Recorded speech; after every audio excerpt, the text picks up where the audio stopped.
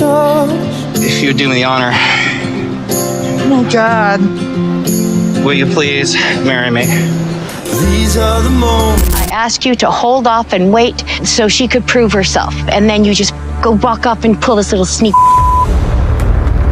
He dropped to one knee. She said yes, and within minutes the celebration turned into a courtroom. What should have been the happiest moment of their relationship detonated into a power struggle so raw that you could feel the shift in the air before anyone even raised their voice. Forrest finally did it. After 7 years of history, long-distance flights, family tension, and whispered doubts, he asked Sheena to marry him. She was emotional, overwhelmed, glowing. He looked relieved, almost like a man who had just made a decision he had been postponing for years. It should have felt triumphant. Instead, it felt urgent, almost rushed. And that detail matters, because the second they returned and Forrest had to say the word propose out loud in front of his mother, his confidence flickered. He stumbled. He hesitated. His tone changed. Why? A grown man should not look more nervous announcing his engagement than asking for it. That tiny shift exposed something deeper than celebration. It exposed fear. And Molly did not disappoint. The reaction was immediate. Not confusion, not quiet concern, rage. She framed the proposal as a sneak move, as if Forrest had broken a rule instead of made a life decision. Think about that. Engagement became betrayal in her eyes. The language alone tells you everything about the battlefield we just stepped into. She did not ask how he felt. She asked why he did not wait. Wait for what? Approval? Validation? Control? The power dynamic was suddenly crystal clear. Forrest thought he was announcing love. Molly heard defiance. And here is the uncomfortable question no one wants to say out loud. Did Forrest propose because he felt secure in his relationship or because he felt cornered? There is a difference. One comes from confidence. The other comes from pressure. When someone proposes right after conflict, right after tension about trust and family interference, it can look romantic. It can also look strategic. Because let's not forget, trust issues were already on the table. Sheena admitted to lying before. She promised honesty. She shared vulnerability about being cheated on in the past. That moment made her sympathetic, yes, but it also raised another quiet question. Is she fully transparent now? Or is Forrest trying to lock in commitment before more uncomfortable truths surface? Right when you think this is a simple mother versus fiancé situation, it gets more complicated. Molly believes she is protecting her son. She has voiced fears about motives, money, and manipulation. You do not have to like her delivery to understand the fear behind it. A parent who suspects a scam will not clap at a proposal. They will panic. And panic looks loud, but protection crosses a line when it turns into ownership. Forrest is not 16. He is a man choosing a partner. So why does he look like a teenager being scolded for breaking curfew? Why does he seem more anxious about telling his mom than about building a future with his fiancé? And here's the tension that makes this explosive. If Molly truly thinks Sheena is dangerous for him, then in her mind, this engagement is not romantic. It is catastrophic. From her perspective, he did not choose love. He walked into a trap. That belief fuels everything. Meanwhile, Sheena stands there, newly engaged, watching her moment get reframed as a scheme. She nods when Forrest defends their happiness. She does not crumble. She does not retreat. That shift in her behavior is subtle but significant. The same woman who once feared losing him is now standing firm. Growth or calculation? One proposal. 3 interpretations. Love, rebellion, strategy. And as the celebration dissolves into interrogation, the real question hangs heavy in the room. Did Forrest kneel because he felt sure? Or because he wanted to prove something to his mother? The wild part is this was not the first time Forrest looked different when his mom was not around. The proposal was loud, dramatic, explosive, but the pattern started earlier. And once you notice it, you cannot unsee it. When Forrest and Sheena finally got alone time at the mall, away from Molly's hovering presence, his entire energy shifted. His shoulders dropped. His voice softened. He joked. He flirted. He even initiated the serious conversation about lying without sounding defensive or cornered. That contrast is not random. That is behavioral evidence. In front of Molly, Forrest looks tense, cautious, almost rehearsed. Alone with Sheena, he looks decisive. So the question becomes uncomfortable but necessary. Is he incapable of making decisions, or is he conditioned to anticipate backlash? There is a big difference between guidance and control. Guidance sounds like advice. Control sounds like permission. When Forrest says he finally gets to talk without his mom behind him, that line says more than he probably intended. A grown man should not feel like he needs clearance to have a private conversation with his partner. Now, before we villainize Molly completely, Pause. Fear makes people loud. If she genuinely believes Sheena has not proven herself, if she thinks money or honesty are unresolved issues, her anxiety would spike the second she senses commitment moving forward. Exclusion intensifies fear. When people feel left out of decisions, they push harder to regain influence. But here is the roast, gently delivered. If your adult son cannot announce an engagement without looking like he is about to be grounded, something in the dynamic is off. Respect does not look like fear. Concern does not look like surveillance. Watch Forrest when he discusses Sheena's past lying. He addresses it calmly. He asks for honesty. He says he wants teamwork. That version of him sounds balanced. That version sounds capable. So why does that clarity evaporate when Molly steps in? That is not coincidence. That is pressure. And here is the layered tension. Forrest says he needs honesty. Sheena says she will try, but she still has not fully disclosed everything about financially supporting her family. That detail lingers. It sits quietly beneath the romance. So when Forrest proposes, is he resolving tension or bypassing it? Because proposals do not erase trust gaps. They magnify them. If Molly senses unresolved issues and feels sidelined, what happens next? Does she retreat or does she escalate? People who believe they are protecting someone rarely step back gracefully. They double down. At the same time, Forrest's need for distance suggests something else. He may not be rebelling against his mom. He may be trying to separate identities. Son versus partner. Obedient versus autonomous. That transition is messy, especially in families where boundaries were never clearly redrawn. But autonomy is not proven by defiance alone. Proposing does not automatically equal maturity. The real test is whether he can maintain that same calm, grounded tone when confronted. If his independence only exists in private, then it is fragile. And let's not ignore the uncomfortable angle. Is Forrest overcorrecting? After years of hesitation, after tension about honesty, after criticism from his mother, did he accelerate commitment to stabilize the narrative? That would not make him evil. It would make him human. People rush certainty when they feel instability. So now we are left staring at a layered situation. A mother who fears being excluded, a son who relaxes only at a distance, a fiance who promises honesty but still carries secrets, an engagement that looks romantic but lands like a trigger. And beneath the surface, one question refuses to settle. Did that proposal strengthen trust, or did it distract from deeper cracks that have not been sealed? Strip away the shouting, the engagement ring, the family tension, and you are left with something quieter and far more revealing. Sheena's fear. On screen, she admitted her past relationship ended in betrayal. The man she expected to love her was seeing someone else the entire time. That kind of experience does not disappear when the cameras roll. It lingers. It shapes how you respond to conflict. It shapes how tightly you hold on when something feels stable. When Sheena spoke about blaming herself for that breakup, that moment mattered. She did not center anger toward the person who cheated. She turned it inward. That tells you something about how she processes pain. Self-blame is often the language of someone afraid to lose connection again. If you believe you are the problem, you will work overtime to avoid being abandoned. And look at how that plays out. She admitted she lied. She said she felt hopeless. She promised to do better.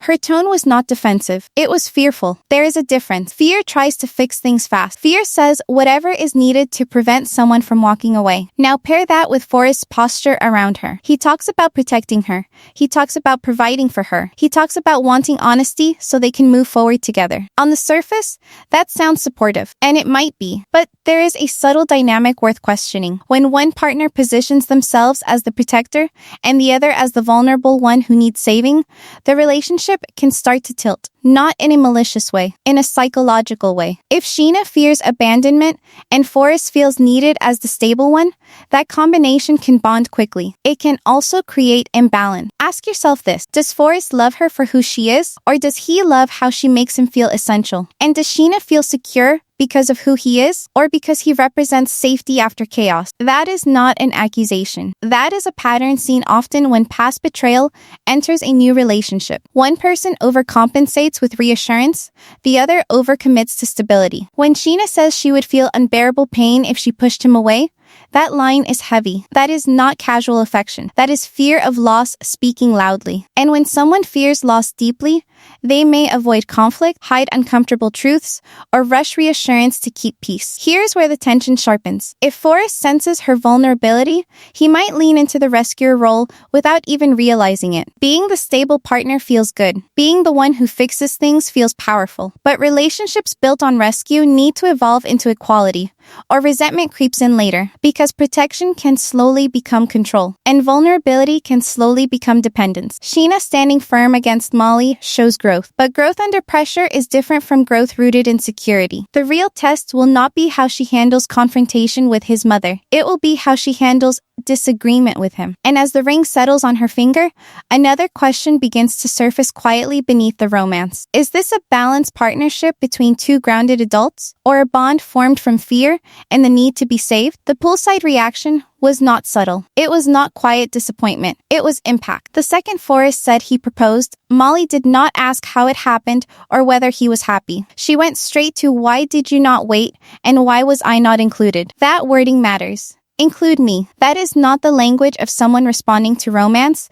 That is the language of someone responding to exclusion. And those are two completely different emotions. She did not frame the engagement as premature. She framed it as disrespectful to her position. Now, let's be fair for a second. If a parent believes their child is walking into a risky situation, especially one involving international relationships, money questions, or past dishonesty, fear kicks in fast. A mother worrying about scams is not irrational. Protective instincts are strong. Nobody wants to see their kid hurt on national television. But here is where concern starts to blur into possession. When she asks why she was not part of the decision, what decision exactly is she referring to? A wedding venue?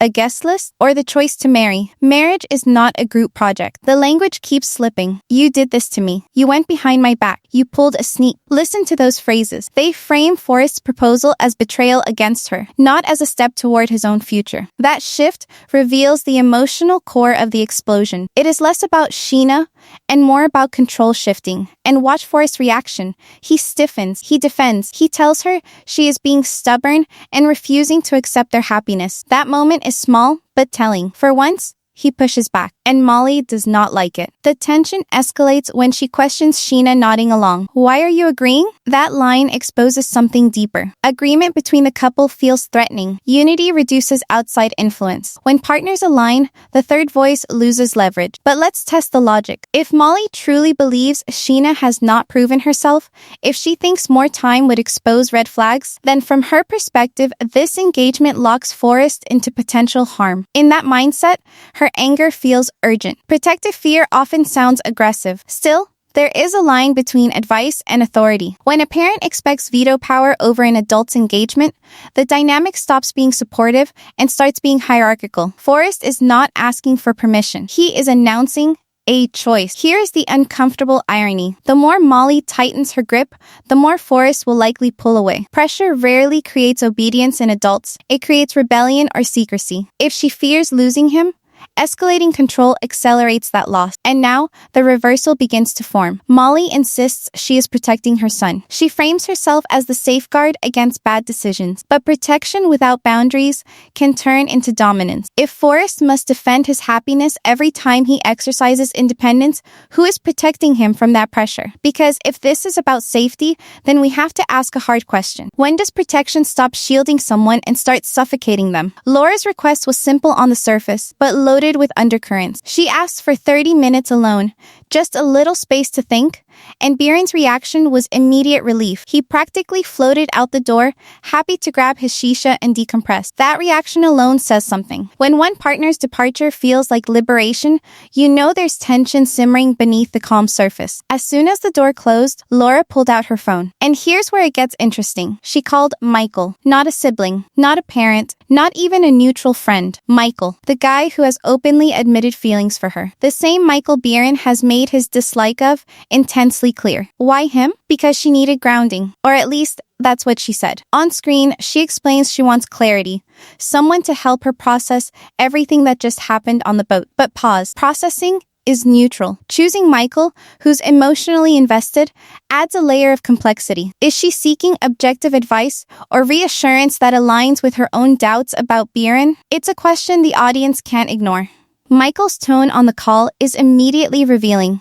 Warm, familiar, and a little more than friendly. He listens as Laura talks about Beeran's gambling, his debts, the red flags she sees, and she doesn't shy away from details. She is honest about her worries, about the tension between attraction and caution. But Michael's responses carry an undertone that makes you lean in closer to catch every inflection. He nods, sympathizes, encourages, and for someone secretly in love, empathy can easily double as influence. She lays out Beeran's reckless tendencies, but pairs them with praise. He's thoughtful, intentional, romantic. That cognitive flip, airing doubts and compliments together, keeps the loop alive. The audience sees the tension she feels, but also the way she rationalizes risk. That combination makes you wonder, will insight or bias win this call? And Michael doesn't waste the moment. He frames his concern as urgent, almost immediate. If Laura truly values her future, he hints she should reconsider. Maybe even come home. The words are careful, but calculated. He couches a personal desire in protective language, and it lands in a way that stirs suspicion. Meanwhile, Beeran is blissfully unaware, enjoying a smoke, oblivious to the storm gathering in a single conversation. The contrast is telling. Laura's calm voice masks the internal conflict building against Beeran's ignorance. Here's the takeaway. The narrative mirrors Forrest and Sheena perfectly. An outside influence, convinced they know better, pulling strings while the couple's autonomy hangs in the balance. In both cases, tension stems from proximity, loyalty, and secrecy. As the call winds down, Laura ends with a promise to talk to him first, a phrase that sounds like a compromise, but also delays accountability. The audience is left holding a question in suspense. Is Michael's influence truly advisory, or is he waiting for the smallest crack to push his agenda? And will Laura recognize it in time, or will she step into the trap without even realizing it? Michael doesn't waste time.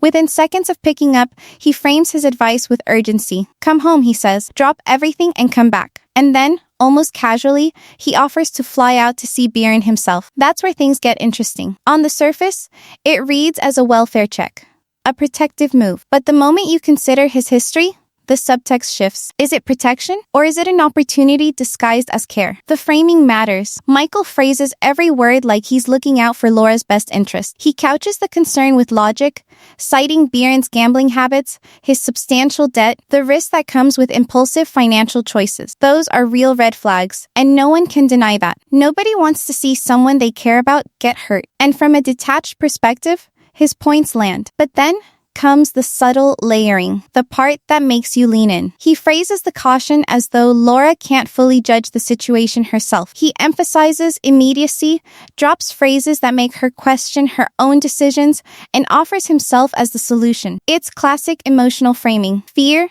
plus a convenient savior. Suddenly, a neutral check-in becomes a high-stakes intervention. Now, let's step back and reframe. Is Michael's advice objective, or is it tinged with jealousy? He has admitted feelings for Laura. He dislikes Beeran. That combination makes it hard to disentangle genuine concern from personal agenda. And Laura? She knows this. She acknowledges the red flags, but weighs them against Beeran's thoughtful moments, his romantic gestures, the connection she feels firsthand. Her reasoning introduces a second layer. Yes, he has flaws, but those flaws coexist with traits she values, and she can see both sides. The script highlights that tension beautifully. Michael warns, Laura hesitates, and in that space, the audience feels it, the pull of external influence versus intimate experience. This is where emotional intelligence and power dynamics collide. When an outside voice speaks louder than the person you're dating, the line between advice and manipulation blurs. Beeran's absence intensifies it. He is literally out of the room, unaware, while his character is debated by someone else. And that absence creates a vacuum that Michael fills, asserting his influence under the guise of care.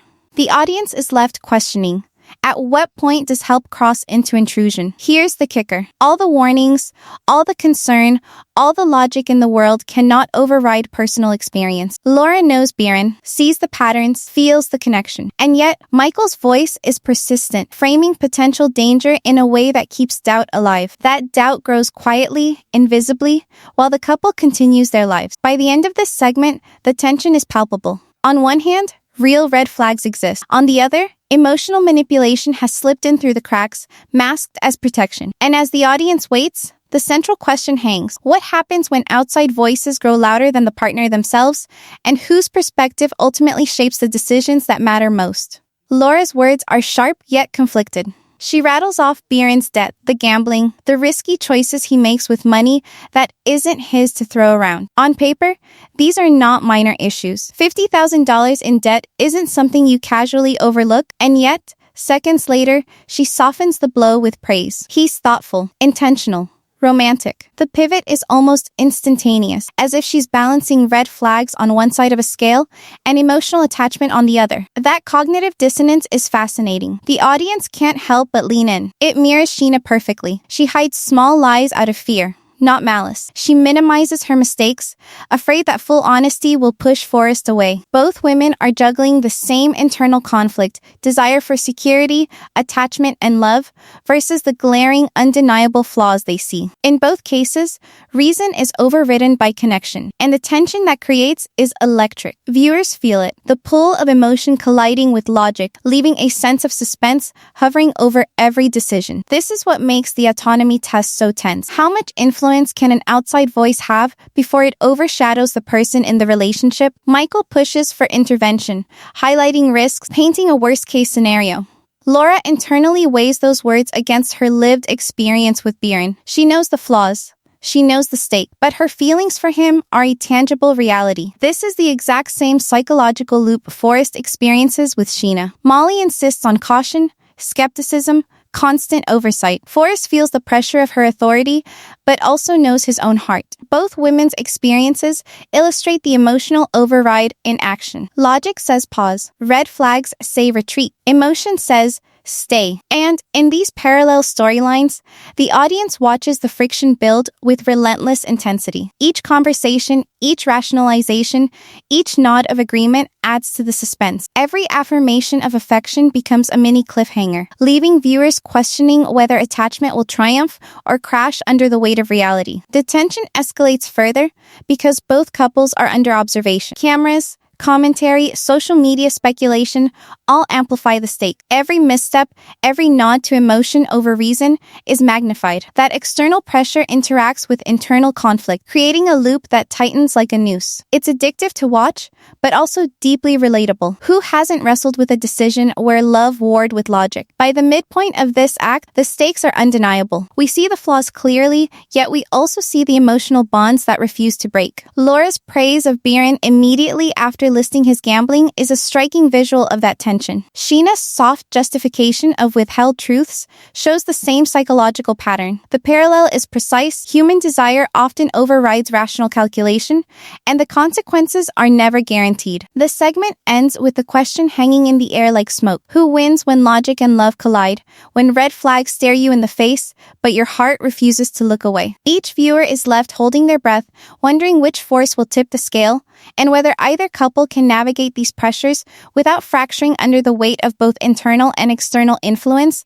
Molly storms into the frame like a force of nature, her voice sharp, her hands flailing, every word dripping with ownership.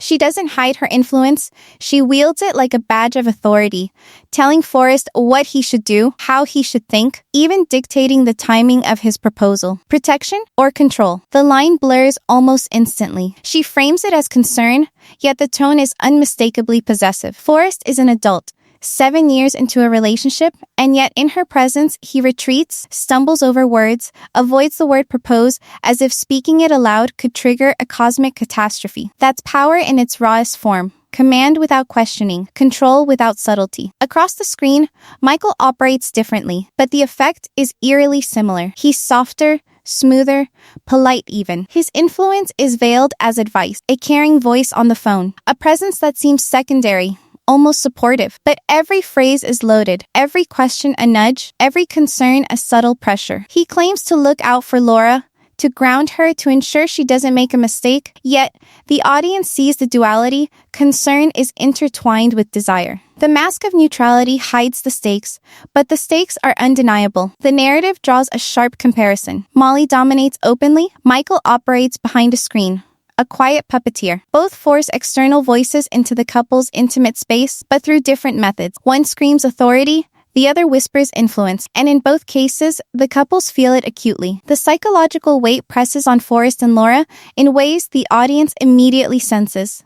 Adults are navigating childhood dynamics, respect versus control, autonomy versus oversight. Here's the twist. Influence is not always manipulation. Sometimes it's fear disguised as caution. Molly's fear that Sheena might scam Forrest is real, genuine, and even rational in some ways. Michael's worry about Beeran's debt and gambling is grounded in truth. Yet the delivery, the constant pressure, the framing of every move as dangerous unless vetted by the outsider, creates a friction that destabilizes the couple. The audience is left questioning, when does protection cross the line into manipulation?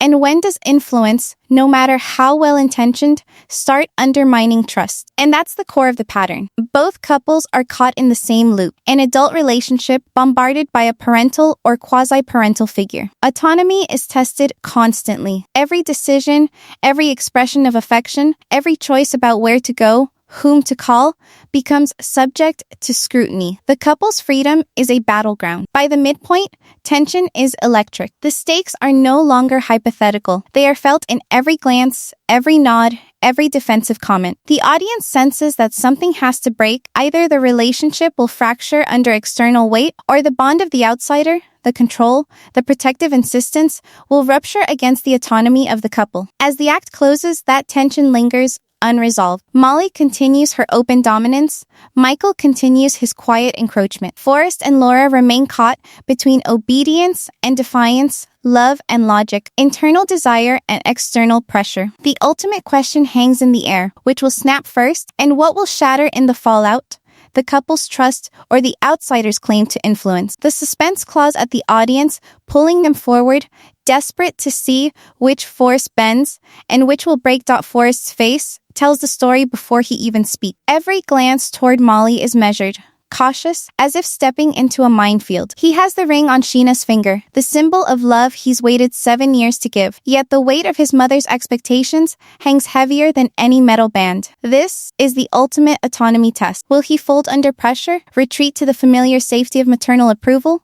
Or will he claim the agency he's been denied for so long? Every word he utters, every pause he takes, betrays the tension of someone straddling two worlds. The world he wants with Sheena and the world his mother still tries to govern. Laura faces a similar crucible, though it plays out differently. Michael has planted himself in her ear, a voice dripping with concern, his intentions layered and opaque. She knows the truth about Beeran, the gambling, the debt, but she also knows her own feelings. Does she confront him about the potential visit or allow the subtle pressure to shape her choices? Her hesitation is as instructive as her words. The audience sees the internal tug of war, the negotiation between instinct and intellect, love and caution. These decisions are not trivial. They will ripple forward, changing the dynamic between partners and outsiders forever. What makes this test gripping is the mirrored experience. Forrest and Laura are under dueling pressures, both from outside forces who claim to protect them and from their own internal fears. The adults in these relationships are being treated like children, yet the stakes are monumental. Each choice carries consequences, and every hesitation amplifies suspense. The audience can feel the weight of possibility. One wrong move could fracture trust. One misstep could tip the balance of influence irreversibly. The psychological tension is almost unbearable. Forrest's autonomy is on display, yet Sheena's willingness to trust him introduces a delicate counterbalance. Every reassurance he gives, every promise of honesty, has to overcome the shadow of Molly's skepticism. Similarly, Laura's commitment to navigating her own relationship without letting Michael dominate her decisions tests not just Beeran's reliability, but her own sense of agency. The narrative exposes the fragility of adult relationships when outside forces encroach, and it forces viewers to ask how much influence is acceptable before the foundation begins to crack. The stakes escalate because power, once shifted, rarely shifts back. If Forrest asserts independence and Molly accepts it, the dynamic changes permanently. If Laura pushes back against Michael's implicit authority, the balance of trust and oversight will be altered forever. These moments plant seeds for the emotional payoff that the audience has been primed to feel. They are watching a transformation in real time, how love, fear, loyalty, and judgment collide in high-stakes psychological warfare. By the end of this act, tension is taut, the autonomy test is unresolved, and every character's next move carries irreversible weight. Forrest could finally claim his own voice or retreat into familiar obedience. Laura could assert herself or yield to pressure, allowing external influence to dictate her choices. The audience is left suspended, hearts pounding, knowing that whichever direction the power shifts, it will define the relationships going forward, and nothing will ever be quite the same again. The proposal was meant to be a moment of joy, a culmination of years spent navigating distance, culture, and doubt. Instead, it became a lightning rod, exposing the invisible strings pulling at both couples. Forrest's yes to love was also a yes to autonomy, a declaration that for the first time in his adult life, he was willing to make a choice without seeking permission. Yet the fallout was immediate, and it revealed something deeper. The real struggle was never the engagement itself, but the way outsiders project fear onto love. Molly's fury, Michael's insistence, they were mirrors reflecting the insecurities we all carry about risk, loyalty, and the unknown. The script of their lives suddenly became a psychological chess match, where every word, every gesture could be interpreted as a threat or a test. Sheena's vulnerability and Laura's caution show how attachment and emotion complicate decision-making. Love is not blind, but it is willing to overlook flaws, rationalize mistakes, and weigh the heart against the head. Forrest wanted to rescue Sheena, but in doing so, he risked assuming a role that could overshadow equality. Laura wanted to protect her own space, but Michael's advice threatened to warp her independence into guilt.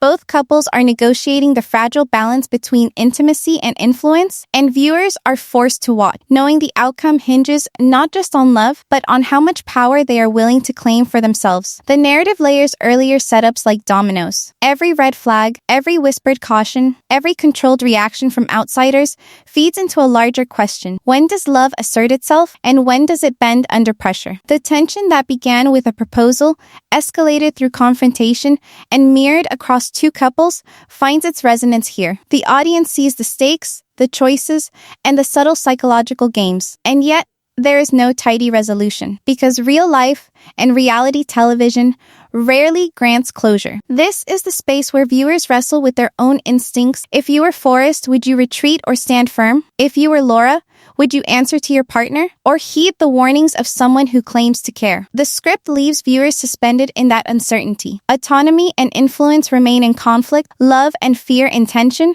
and the consequences of each choice linger long after the camera pans away. Every smile, every nod, every small concession becomes loaded, pregnant with potential regret or triumph. This is why engagement is never just about a ring. It is about who gets to define what love means in practice and who gets to decide how it is protected or tested. As the episode closes, the ultimate question hovers. When outsiders refuse to step back, who truly holds the power, and what happens to the love caught in between? Forrest and Sheena, Laura and Beeran, they have made choices, claimed moments of agency, and asserted their heart. But the next challenge is inevitable. The ripple effect of unchecked influence waits just beyond the frame, promising that the struggle between love and control is far from over, and setting the stage for the next episode where boundaries will be tested, loyalties questioned, and the true cost of influence revealed.